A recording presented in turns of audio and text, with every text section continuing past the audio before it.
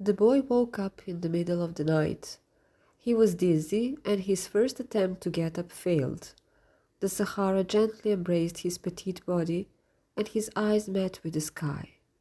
His sight was blurry, and the stars seemed as small and dense as grains of sand, making the little prince wonder if he was already flying back to his planet and looking at the desert from above. "You're still in the desert," a deep voice sounded.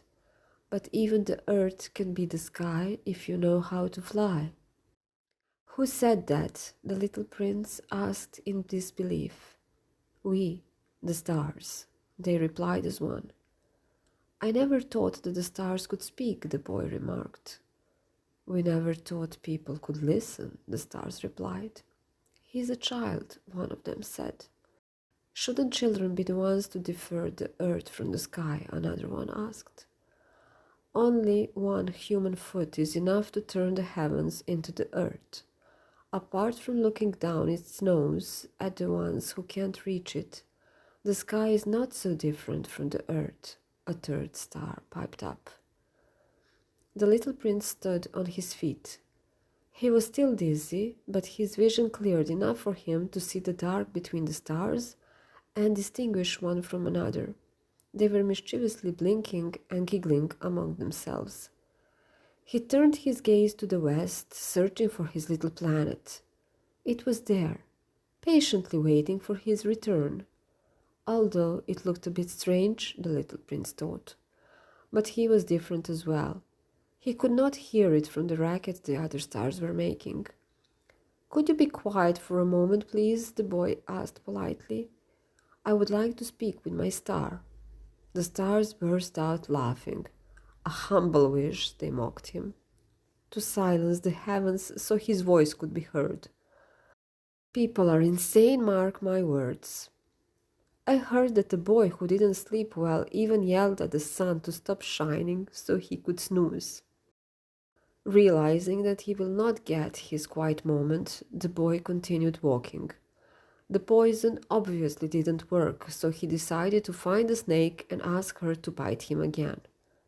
However, he remembered that those snakes have venom for only one bite. Luckily, there are other animals that are big and strong enough to send him home with a single touch. While sauntering over the dunes, the boy stumbled upon his friend. The rider of the iron bird was sleeping, leaning on his creature. The boy approached him and almost touched his face, but stopped at the last moment.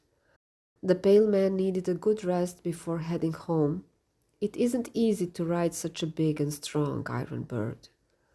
The little prince knew that the man should get as much sleep as possible, so he went on into the night to find a creature that would set him off on his journey home. Along the way, the little prince rolled over the dunes more than a few times. When dawn greeted him, his step regained balance, and he even watched the sun rise on foot. He didn't see that many sunrises.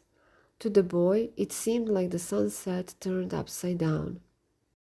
Just a few moments before the sun reached its peak, the little prince encountered a vast mountain of dark yellow and red rocks. It was tall and wide, with a narrow gorge in the middle. When he passed it, the boy came across a big forest that started shyly with a few trees and grass dispersed around the short plains sprawling around the hill. "Good. Forests are full of animals. I will surely find someone who will help me return home," he said to himself while approaching the shade of the first tree line.